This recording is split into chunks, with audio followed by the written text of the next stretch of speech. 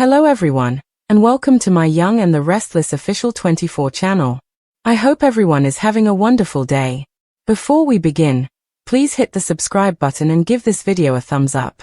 Phyllis doubles down after Mariah spills the beans and Claire is shocked. While Mariah Copeland reveals a secret, Claire Newman will receive a shock. There will be significant events in Genoa City soon because Phyllis Summers will also focus more on Kane Ashby. After receiving a hint from Victor Newman, Claire will wait for Kyle Abbott to reveal the truth at the cafe. Claire will be frustrated with Kyle at this point since he is still hiding the arrangement he made with her grandfather. As he probably admits what's in the contract, Kyle will try to minimize the harm. Claire will be troubled by what Kyle did behind her back, even though he will maintain that he made this bargain out of love. By offering to leave town and pay $5 million in exchange for Claire's pain, Kyle put a lot on the line. Although Kyle made a promise that he would never harm Claire in that way, he has nevertheless managed to do so by disclosing all of the secrets. After hearing Kyle's updates on the signed contract, Claire will question whether she can ever trust him again. The friction between Kyle and Claire will only worsen as the deceit keeps building up. When it comes to Kane Ashby, his AI project announcement, and anything else that can go wrong, Phyllis will disregard Nick Newman's warnings. Phyllis is determined to capitalize on Kane's achievement, so she will stop Nick's griping and step up her support for him. On Tuesday's episode of Y&R, Mariah will make a confession, however it might not be about her criminal cover-up. Mariah has been troubled by the incident ever since she smothered a mysterious man, but she has been reluctant to involve anyone she cares about, in part because of the potential legal repercussions. With that in mind, Mariah might just say that she wishes she hadn't let Tessa Porter go and how much she misses her. Mariah might not be as sure if she notices Tessa becoming closer to Daniel Romalotti Jr., but Sharon Newman might believe there is still time to make things right. Mariah may be hiding when Daniel surprises Tessa by praising her attractiveness, according to previews for The Young and the Restless. In any case, Mariah will eventually talk to Tessa from the heart, but given everything she has done to Tessa, their connection might not be restored. Phyllis Summers was never one to back down when the storm clouds gathered, and as Genoa City braced itself for another round of chaos, she doubled down on her plans with the fiery determination that had defined her for years, ignoring every warning sign around her, especially when it came to Kane Ashby and his rising AI project, which she saw as her ticket to a new kind of power despite Nick Newman's repeated attempts to pull her back from the edge. But while Phyllis was focused on leveraging Kane's success for her own benefit, another thread unraveled elsewhere as Mariah Copeland, weighed down by a secret that had clawed at her since the night she smothered a mysterious man in a moment of panic and survival, finally allowed herself to spill the beans. Though the exact nature of her confession was still cloaked in ambiguity, and it was enough to ripple through her relationships like a shattering stone thrown into still water, leaving Claire Newman caught in the middle of a completely different storm when she learned something from Victor Newman that sent her world spinning on its axis. For Victor had subtly nudged her toward the truth about Kyle Abbott's hidden arrangement, pushing her to wait for him at the cafe where she expected honesty but instead found herself drowning in frustration when Kyle continued to dodge and minimize the damage, trying to spin the contract he had signed with her grandfather as an act of love rather than betrayal, claiming he had only agreed to the terms because he wanted to protect her and keep their relationship intact. But Claire wasn't buying it anymore, not after she learned that Kyle had offered to leave town altogether and walk away from her life with a staggering payout of $5 million,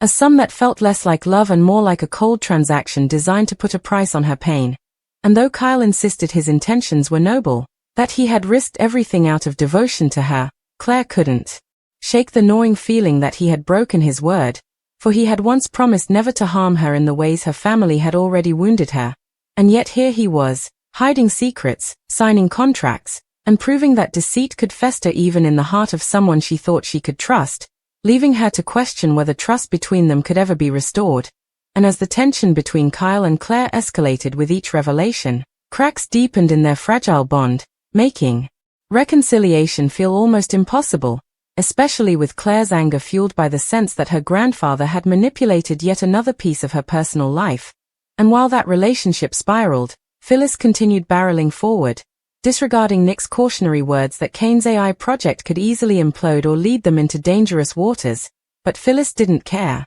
She was too determined to ride Kane's wave of achievement and transform it into her own golden opportunity. brushing aside Nick's griping with the kind of bravado that had made her infamous, and instead of retreating, she leaned in harder, eager to stake her claim, while Mariah, in another corner of Genoa City, wrestled with how much of her secret to share, her mind clouded by the memory of smothering that man, the guilt weighing her down like a chain she could never remove, and though she hesitated to confess to the criminal cover-up that haunted her, she still found herself blurting out something vulnerable, something raw, admitting how much she regretted letting Tessa Porter slip through her fingers and how deeply she missed her, a confession that might not have been the whole truth but was a truth nonetheless, and Sharon Newman, ever the guiding voice of reason, believed there might still be a chance for Mariah and Tessa to repair what was broken, even if Mariah couldn't quite convince herself of the same, her doubts only intensifying when she noticed Daniel Romalotti Jr. cozying closer to Tessa in ways that made her stomach twist with jealousy and fear,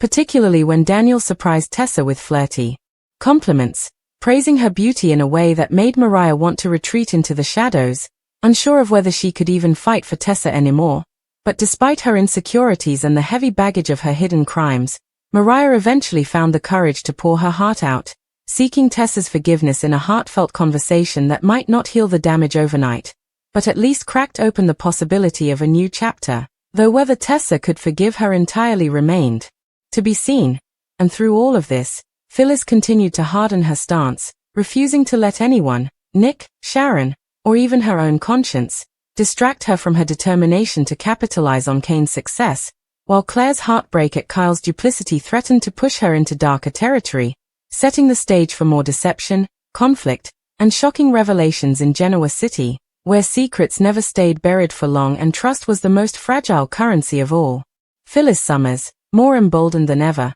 dug her heels deeper into her latest risky venture, a decision that made Nick Newman increasingly restless as he watched the woman he still cared for flirt with another disaster. But Phyllis had never been the kind of person to be scared off by risk, and now that Kane Ashby's AI project had become the talk of Genoa City's business circles, she saw nothing but opportunity, ignoring Nick's desperate pleas to think twice, to weigh the consequences, to remember how many times her impulsiveness had cost her everything. But Phyllis brushed him off like a buzzing gnat, convinced that she was the only one clever enough to harness Kane's achievement and turn it into something even bigger, something that could cement her as a power player once again.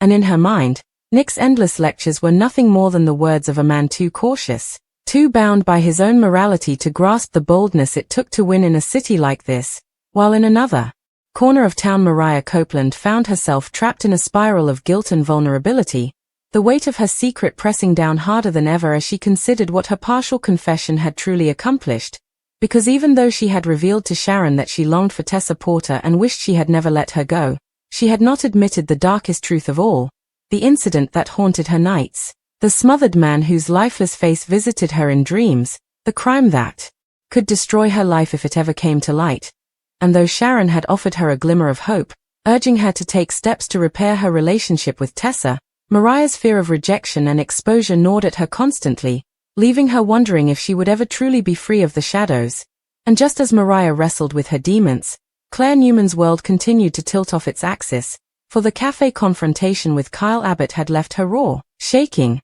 and deeply unsettled, with Victor Newman's quiet warning echoing in her ears. And when Kyle tried once again to paint himself as the victim of circumstance, insisting that he had signed the contract with Victor only out of devotion, that his offer to pay $5 million to ease her pain was not meant as a cold buyout but as a desperate gesture to prove his seriousness, Claire felt her anger flare hotter, because in her eyes, love wasn't measured in contracts or payouts. Love wasn't about secret deals brokered in back rooms with her grandfather. Love was about honesty and trust, and Kyle had violated both, breaking the promise he had made to her when he swore he would never hurt her the way others had.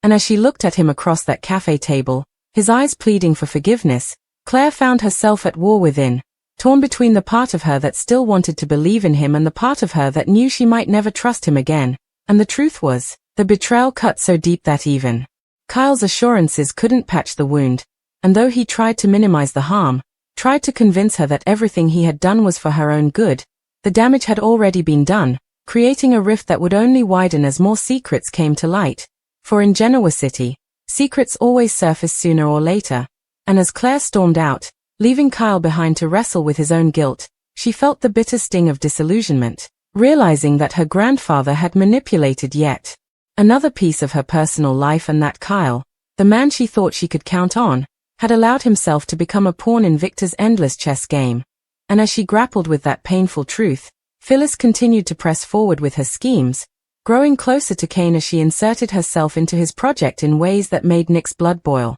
For Nick could see what Kane could not, that Phyllis's ambition was not something to be toyed with, that her hunger for victory could burn everything in its path. And though Phyllis told herself she was only helping Kane, only lifting him higher, deep down she knew she was also staking her claim, ensuring that if Kane rose, she would rise with him. But little did she know that aligning herself with Kane's AI dream might open doors she could not close. For already whispers circulated about the potential dangers of the project, whispers that Victor, ever watchful, was more than willing to exploit. While across town, Mariah finally gathered the courage to speak to Tessa, heart pounding as she poured out the truth. Not the whole truth, not the part that could land her in prison, but the truth of her emotions, the aching loneliness, the regret, the yearning for a second chance.